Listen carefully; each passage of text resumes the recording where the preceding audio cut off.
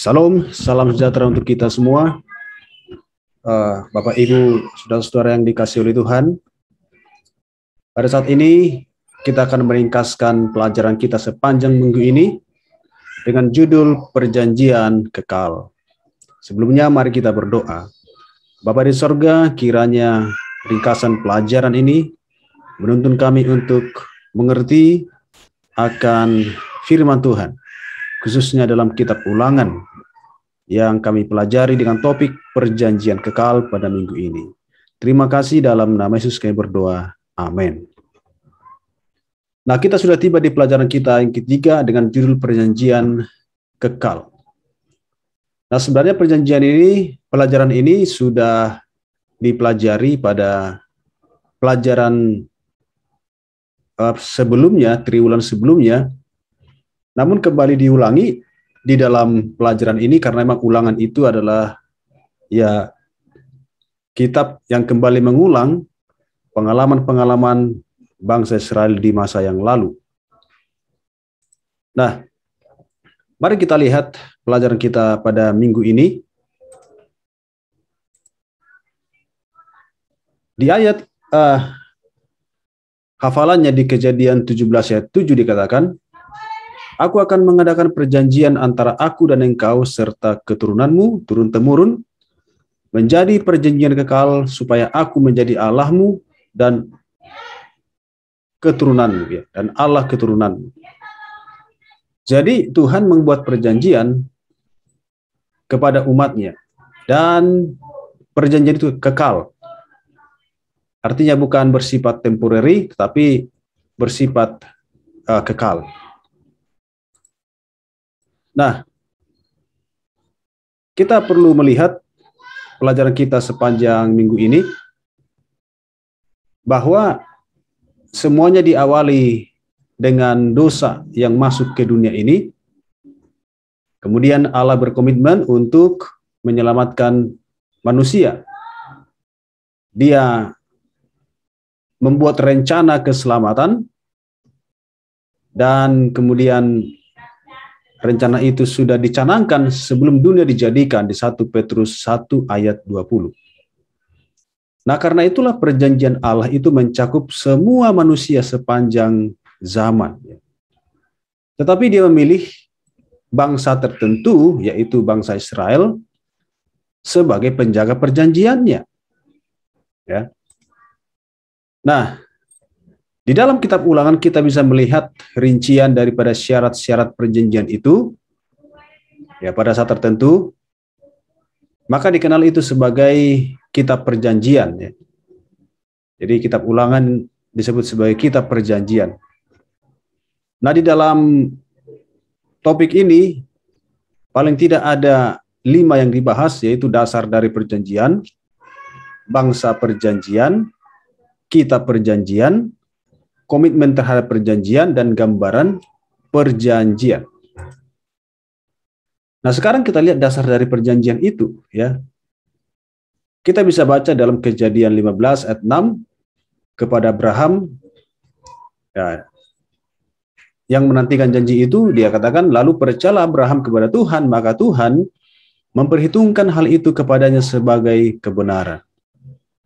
Jadi, kepercayaan Abraham kepada Tuhan atas janji yang Tuhan telah canangkan, ketika dia imani itu, maka Tuhan apa? Memperhitungkan sebagai kebenaran, ya, kebenaran.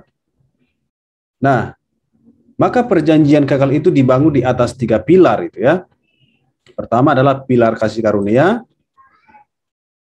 Itu adalah sifat Allah yang menggerakkan Ia untuk menawarkan keselamatan bagi semua orang. Jadi dia menawarkan, ya, kasih karunia kepada semua orang yang berdosa. Dia tawarkan. Kemudian pilar kedua adalah iman. Ya. Apa itu? Yaitu cara kita dapat menerima perjanjian Allah, ya. Atau bisa dikatakan sebagai tangan kita yang menjangkau tangan Tuhan, sementara kasih karunia itu adalah tangan Tuhan yang menjangkau kita. Jadi Tuhan menyediakan kasih karunia, kita terima, ya, dengan iman. Yang ketiga adalah pilar ketaatan. Ya, apa itu? Itu adalah respon kita terhadap syarat perjanjian itu. Jadi kita taat, kita ikuti, kita setia, kita menurut ya, kepada perjanjian itu yang Tuhan telah canangkan. Nah, jadi singkatnya, keselamatan hanyalah oleh iman yang diberikan kepada kita melalui kasih karunia. Sebagai hasil dari keselamatan, kita harus hidup sesuai dengan ketentuan perjanjian itu. Nah, itulah pengalaman Abraham. Meskipun perjanjian itu ditetapkan kepada keturunannya, setiap orang, apakah dia orang Yahudi atau bukan, ya, mereka dapat menerima perjanjian itu. Karena Galatia 3:7 mengatakan bahwa mereka yang hidup dari iman, mereka itulah anak-anak Abraham. Jadi dari segi iman, dari segi rohani, kita ini adalah anak Abraham. Kita juga disebut sebagai Israel rohani, jadi kita juga apa? Juga kebahagiaan daripada berkat itu ya saat ini. Itulah dasarnya. Sekarang bangsa perjanjian. Nah, kalau kita lihat di Ulangan pasal 95, apa yang mereka ditetapkan sebagai bangsa perjanjian itu bukan oleh karena jasa-jasa mereka dikatakan. Atau karena kebenaran hatimu engkau masuk menduduki negeri mereka. Tapi karena kefasikan bangsa-bangsa itulah Tuhan Allahmu menghalau mereka dari hadapanmu, dan supaya Tuhan menepati janjinya yang dikerahkannya dengan sumpah kepada nenek moyangmu, yakni Abraham, Ishak, dan Yakub. Jadi sebagai penjaga perjanjian itu, bangsa Israel dipilih bukan karena mereka istimewa, ya, bukan karena mereka punya sesuatu yang lebih daripada bangsa lain, bukan ya, bukan karena jasamu katanya, bukan karena kebenaran hatimu, kebaikan mereka, bukan. Tapi karena Tuhan ingin menepati janjinya yang dikerahkannya kepada Abraham, Ishak, dan Yakub. Nah, jika perjanjian itu didasarkan pada kebajikan atau kebenaran hati Israel, mereka tidak dapat memastikannya karena kurangnya iman mereka.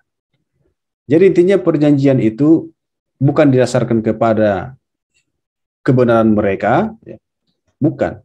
Karena mereka, kita tahu bangsa yang apa? Yang seringkali menyimpang. Maka perjanjian itu didasarkan pada kasih karunia Allah. Gitu ya. Tidak ada yang dapat manusia perbuat untuk pantas mendapatkannya. Baik secara individu maupun secara kolektif. Allah memilih Israel karena kasih karunia. Dengan demikian, memenuhi janji-janji yang telah Ia buat kepada Abraham, Ishak, dan Yakub. Jadi kita lihat di sini bahwa ini adalah perjanjian kasih karunia, didasarkan pada kasih karunia, bukan kepada kebenaran atau kebaikan mereka, karena tidak ada yang bisa dijadikan dasar dari kebaikan jasa mereka, karena memang mereka bukan bangsa yang apa, yang setia. Ya, kita sudah tahu ceritanya itu. Nah, hal yang sama berlaku saat ini juga ya. Kita tidak dapat berbuat cukup untuk layak berkenan kepada Tuhan. Ya, atau hidup sesuai dengan ketentuan perjanjian itu ya. Jadi kita dibenarkan bukan karena menuruti 10 hukum ya. Tapi karena kasih karunia Tuhan. Tapi memang bahwa kita yang dikasihi Tuhan, diselamatkan Tuhan, ya respon kita apa? Kita taat kepada Tuhan, kita menuruti perintah-perintahnya. Nah, Ia memberi kita perjanjiannya dengan kasih karunia-Nya. Ia mengampuni kita ketika kita melanggarnya dan membantu kita untuk setia kepadanya. Jadi mereka adalah bangsa perjanjian itu, sekarang juga kita juga apa? Mendapatkan bagian di dalamnya. Nah, sekarang kita perjanjian. Di Ulangan pasal 4 ayat 13 dikatakan, dan Ia memberitahukan ya, kepadamu perjanjian, yang diperintahkannya kepadamu untuk dilakukan, yakni ke-10 firman, dan ia menuliskannya pada 2 loh batu. Jadi Tuhan memberikan perjanjian itu, kemudian dituliskannya dalam 2 loh batu, yaitu 10 firman. Dan kitab Ulangan dikenal sebagai kitab perjanjian, ya. Nah, Musa mengingatkan generasi baru tentang perjanjian yang dibuat Allah dengan Israel di Gunung Horeb di Sinai. Jadi di dalam Ulangan 4:13 ini kembali Tuhan mengulangi, mereview kembali bagaimana Tuhan membuat perjanjian itu ketika mereka di Gunung Sinai. Ya. Jadi mereka yang akan masuk ke negeri perjanjian itu kembali diingatkan bahwa ini loh perjanjian Tuhan. Ya. Jadi harus mereka ikuti sebelum mereka memasuki negeri itu. Nah, Musa menggambarkan perjanjian dengan cara yang lugas, ya, yaitu dia katakan untuk mematuhi 10 perintah. Ya, karena memang ya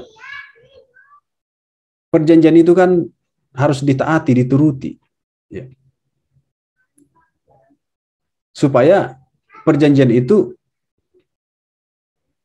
betul-betul memiliki dampak dan kuasa, ya, baik dalam kehidupan mereka sebagai bangsa, dan Tuhan pun sebagai pihak yang memberikan buat janji juga ya,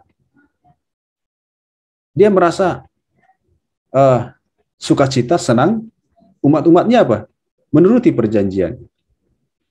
Itulah bagian dari perjanjian itu, ya, yaitu penurutan. Karena sebuah perjanjian dibuat untuk dituruti. Kalau tidak dituruti bagaimana itu? Ya? Nah, bagian Allah telah ditetapkan bahkan sebelum penciptaan dunia ini, Yesus telah menawarkan dirinya untuk mati menggantikan orang berdosa. Nah, sekarang bagian kita adalah menuruti. Tuhan sudah melakukan bagiannya. Sekarang bagian kita. Nah, sebelum membuat daftar perintah, Musa mendorong orang banyak untuk berkomitmen pada perjanjian secara pribadi, gitu ya. Jadi ada yang bersifat pribadi, Ulangan 5:3. Perjanjian ditandatangani oleh bapa leluhur mereka, yaitu Abraham, Ishak, Yakub. Nah, sekarang bagian mereka adalah setiap orang harus menandatanganinya. Menandatangani berarti menyetujui dan akan melakukan, melaksanakan, gitu ya. Artinya sepakat, kan itu artinya tanda tangan gitu ya. Nah, perjanjian itu bersifat pribadi, ya, personal itu. Itu perjanjian antara Tuhan dengan kita. Walaupun juga secara bangsa, tapi itu bersifat sangat privat, ya, pribadi. Karena keselamatan itu juga adalah bersifat pribadi. Nah, kita coba lihat kutipan ini. Keselamatan umat manusia sesungguhnya menjadi tujuan dewan surga. Ya. Perjanjian belas kasihan dibuat sebelum dunia dijadikan. Itu telah ada sejak kekekalan dan disebut perjanjian kekal. Begitu pasti sebagaimana tidak pernah ada waktu ketika Tuhan tidak ada. Sungguh pun pasti tidak pernah ada saat ketika itu tidak menggembirakan pikiran kekal untuk menyatakan kasih karunia-Nya kepada umat manusia. Jadi inilah tujuan Tuhan, keselamatan kita. Nah, jadi perjanjian kasih karunia itu sudah dibuat sebelum dunia dijadikan. Sudah ada sejak kekekalan. Ya. Nah, karena itu kita yang diikat dengan perjanjian itu oleh iman, kita Kita menurutinya dengan benar. Nah, sekarang komitmen terhadap perjanjian itu. Komit berarti kita setia kepada janji yang kita telah buat. Ulangan 26:19 mengatakan, dan ia pun akan mengangkat engkau di atas segala bangsa-bangsa yang telah dijadikannya untuk menjadi terpuji, ternama, dan terhormat. Maka engkau akan menjadi umat yang kudus bagi Tuhan Allahmu seperti yang dijanjikannya. Jadi ini adalah satu janji Tuhan. Mengangkat kita di atas segala bangsa. Membuat menjadi terpuji, terhormat, ternama, menjadi umat yang kudus bagi Tuhan. Ya. Itu janji Tuhan. Kita menjadi satu bangsa, satu umat yang apa? Yang istimewa, yang khusus, di mana kita akan termasyur, ya, ternama, terhormat, karena memang umat Tuhan itu harus apa? Harus memiliki sebuah keistimewaan. Ya, kalau kita tidak punya keistimewaan, apa yang mau ditawarkan kepada dunia? Apa yang dunia mau lihat di dalam hidup kita? Nah, Allah akan menempatkan Israel di atas bangsa-bangsa. Ya, bangsa lain. Bagaimana dengan bangsa-bangsa itu? Ya, Ulangan 18 ayat 9 sampai 14 kita bisa baca itu. Nah, intinya bahwa Israel harus membuat komitmen yang kuat kepada Allah. Mereka pasti akan tertarik pada tradisi yang rusak dari bangsa-bangsa di Kanaan. Oleh karena itu, mereka harus menjauhinya dan menjadi sempurna di hadapan Allah. Jadi, bangsa-bangsa di sekitar mereka yang sangat memiliki daya pikat bagi mereka itu, ya, itu mereka harus bisa menjauhinya, menolaknya. Bahkan mempengaruhi mereka menjadi ikut kepada Tuhan, ya, lewat pola hidup mereka, komitmen mereka. Jadi ketika mereka komit kepada perjanjian itu, apapun pengaruh dari bangsa lain itu, bangsa kafir itu tidak akan apa? Berpengaruh bagi mereka. Tapi walaupun dalam prakteknya mereka melanggar perjanjian itu, ya. Nah, mereka dijadikan terang untuk menerangi bangsa-bangsa lain dan untuk memimpin mereka kepada kebenaran. Jadi itulah tugas mereka. Kenapa mereka dipanggil sebagai umat pilihan? Kan penjaga perjanjian itu, penerus perjanjian itu. Ya, supaya perjanjian itu tetap bisa langgeng, harus ada komitmen untuk apa? Menurutinya. Ya. Karena mereka ada terang bagi bangsa-bangsa. Nah, sama juga seperti sekarang ini, kita adalah umat pilihan Tuhan yang dipanggil oleh Tuhan. Supaya kebenaran itu, terang itu dapat dilihat, kita harus komit, ya. Kita harus berkomitmen pada perjanjian Tuhan dengan cara yang sama juga seperti mereka dulu. Kita adalah terang yang harus menuntun orang lain kepada kebenaran, Yohanes 14 ayat 6. Karena kalau kita tidak komit, kita akan terpengaruh kepada budaya-budaya dunia ini, arus-arus kehidupan dunia ini. Kita kemudian berkompromi dengan dunia, kita jauh dari Tuhan. Ya, apa yang mau dilihat oleh orang dari perjanjian itu? Tentunya mereka tidak melihat apa-apa. Karena itulah terang kita harus bersinar. Makanya dikatakan kamulah terang dunia, kamu garam dunia. Itulah tujuan, ya, supaya perjanjian itu tetap terlihat, ya, dan bangsa-bangsa lain juga apa? Dapat menjadi bahagian daripada umat-umat Tuhan, dituntun kepada kebenaran. Nah, sekarang gambaran perjanjian, ya, Ulangan 14 ayat 1, kamu adalah anak-anak Tuhan, kamulah anak-anak Tuhan Allah. Nah, di sini perjanjian diperkenalkan sebagai perjanjian hukum, ya. Jadi antara dua pihak gitu, ya. Jadi dua pihak membuat sebuah perjanjian. Seperti yang telah kita pelajari dalam pelajaran sebelumnya, kitab Ulangan ditulis dalam bentuk perjanjian hukum yang digunakan orang Mesir dan orang Het. Ya. Nah, dengan cara ini perjanjian mungkin terasa terlalu formal, ya, kaku, renggang, tidak hidup. Oleh karena itu Allah juga menggunakan gambaran yang mewakili hubungannya dengan kita. Kasih karunia yang sepatutnya tidak layak kita terima dan kita dapatkan. Jadi, ya, gambarannya seperti dua pihak membuat sebuah perjanjian, mereka harus sama-sama ikuti perjanjian itu, ya. Dan yang bisa kita lihat adalah bahwa hubungan kita dengan Tuhan, ya, adalah hubungan kasih karunia. Tuhan mengasihi kita tanpa syarat. Kita tidak layak menerimanya, tetapi Dia telah memberikannya kepada kita. Allah memelihara kita dan mengasihi kita seperti seorang ayah, ya, kepada anaknya. Walaupun kita seringkali melanggar, kemudian tidak setia, tapi Tuhan tetap mengasihi kita, mencari kita, memanggil kita.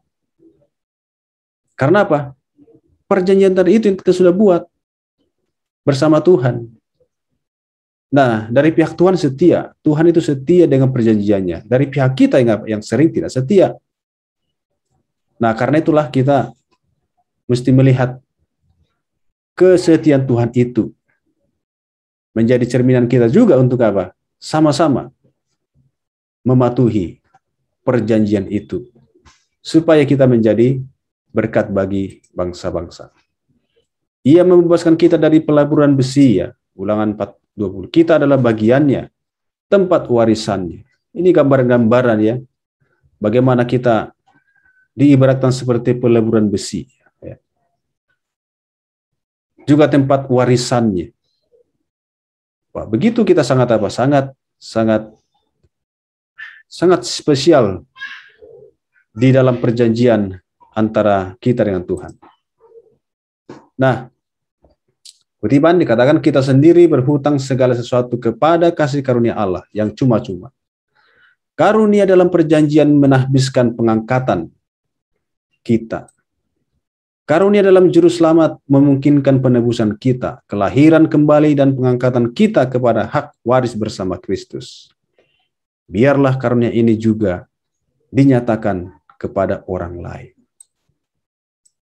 Jadi saudara sekalian, kita berhutang kepada kasih karunia Allah. Karena kasih karunia-Nya lah kita bisa hidup hari ini, kita bernafas, kita bisa menikmati hari-hari kita, berkat-berkat Tuhan.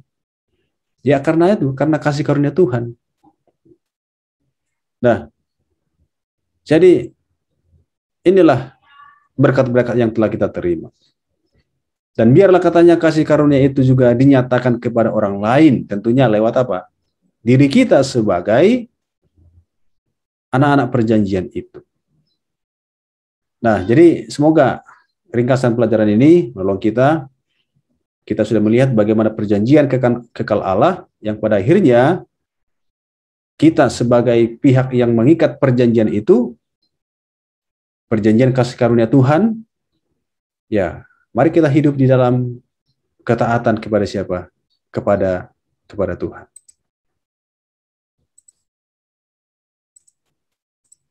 Kiranya Tuhan berkati. Ya, mari kita berdoa. Bapa di sorga, kiranya pelajaran yang kami boleh pelajari sepanjang minggu ini menjadi berkat untuk meneguhkan akan iman kami kepada Tuhan sebagai pihak yang mengikat perjanjian denganmu. Tuntun kami Tuhan untuk menjadi umat-umat-Mu yang setia. Dalam nama Yesus kami berdoa. Amin.